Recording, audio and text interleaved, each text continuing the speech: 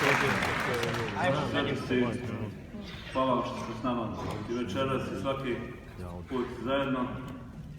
Hvala vam na divnim riječima koje ste nam uputili. Uvijek nam je drago da možemo da čujemo vas i da čujemo šta nam poručujete. Dame i gospodo, braći i sestre, ekscelencije, predstavnici vlada Republike Srpske i Srbije, predsjedniče Narodne skupštine vlade, želim sve da vas zaista srdačno pozdravim. Želim da pozdravim posebno ovdje prisustvo ambasadora Narodne Republike Kine.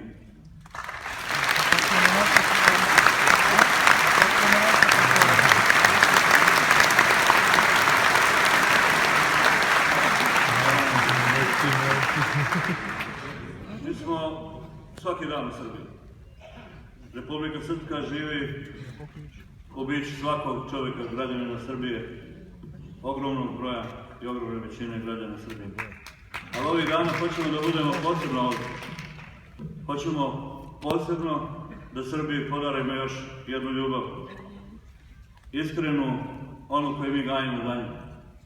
Da joj poručimo da Republika Srpska Srbiju vidi kao svoju. Ne samo maticu, nego i zemlju koja se može zagledati i vidjeti i uvijek iznova očekivati svaku vrstu dobre saradnje. Srbija za nas iz Republike Srpske i Srbe izvan Srbije ima poseban emotivni značaj.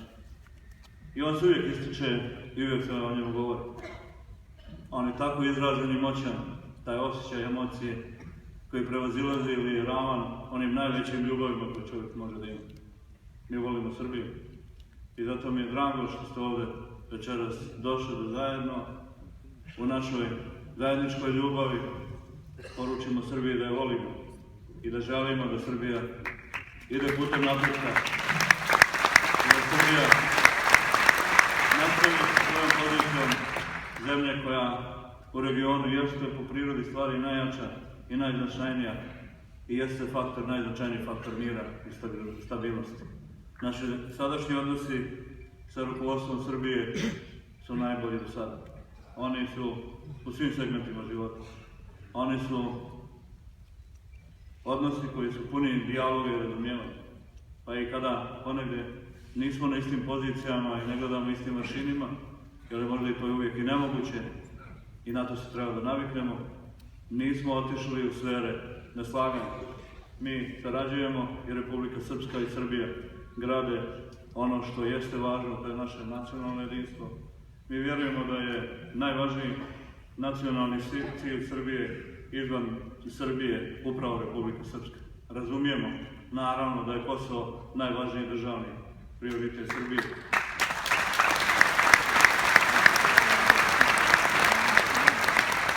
Manifestacija Dani Srpske ovdje u Srbiji jeste osmišljena da pokažemo naše potencijale. Mislimo da to nije dovoljno urađeno do sada i da je ovo manifestacija koja to na najbolji mogući način govori.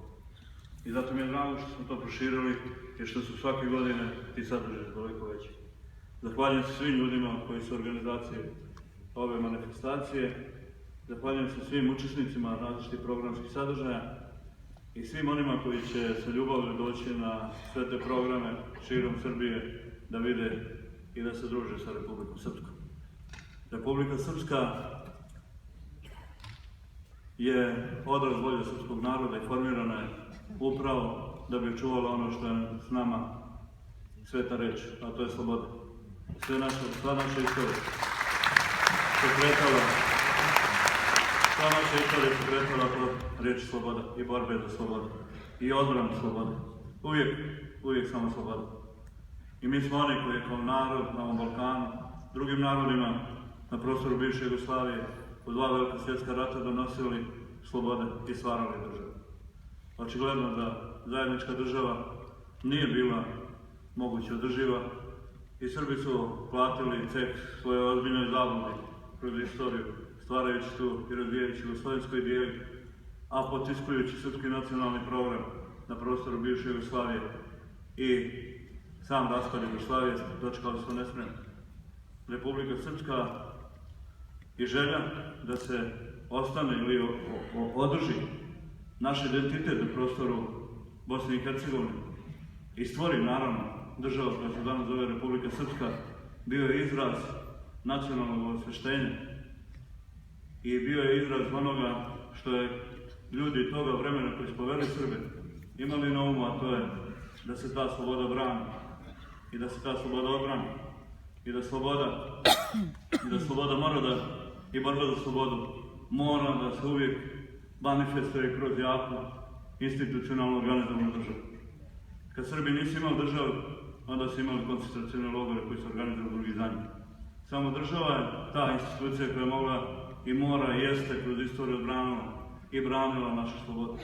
Danas Republika Srpska je zahvalna svim pojedincima koji su u veoma nezgodnom i teško razumljivom vremenu sa početka, odnosno na kraju Jugoslavije, početku njenog raspada, formulisali program formiranja srpske države na prostoru Bosne i Hercegovine.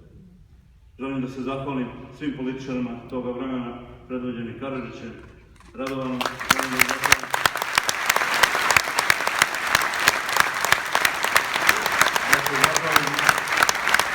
svim vojnim starješinama, predvođenim Ratkom Mladićem i Jelanom,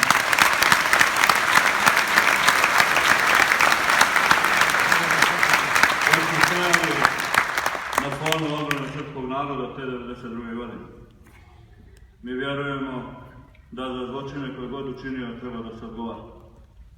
Mi vjerujemo da zločinci koji su učinili bilo kakav zločin ne trebaju da ostanu izvan pravosudnih procesa. Ali ono što smo mi doživjeli na prostoru Bosne i Hercegovine, Srbije i Republika Srpska, to je bilo linearno osuđivanje i optuživanje svih političkih i vojnih rukovodioca Republike Srpske, a da se pravda nije koncentrisala i na one koji su činili zločine Srbima. Danas ostaje mnogo srpskih žrtava koje i danas čekaju pravdu, a da nemamo ni optužbi za počinjene zločine koji su bili masovni. Svakako da smo kroz Republiku Srpsku i oni koji su morali da napuste Sarajevo i mnoge druge gradove vidjeli način svog opstanka. Republika Srpska kao država jasno je manifestovana kroz jake institucije koje organizuju, kroz Narodnu skupštinu i vladu Republike Srpske. I stalna intencija onih koji žele loše Republike Srpske jeste da umanje značaj tih institucija. I to je permanentna politika Zapada, koji je u pravilu svih ovih 20 godina nakon mirovnog sporazuma bio funkcija afirmacije muslimansko-bošnjačke političke koncepcije stvaranja i rehabilitacije unitarne Bosne i Hercegovine. Toj koncepciji suprotstavlja se Republika Srpska. Republika Srpska je spremna i brani izvorni Dejton. Onaj Dejton koji je napisan, a ne onaj kako se tumači. Onaj Dejton koji je dao prava Republike Srpskoj i ta prava želimo da održimo. Mi smo u jednom paradoksalnom situaciji branili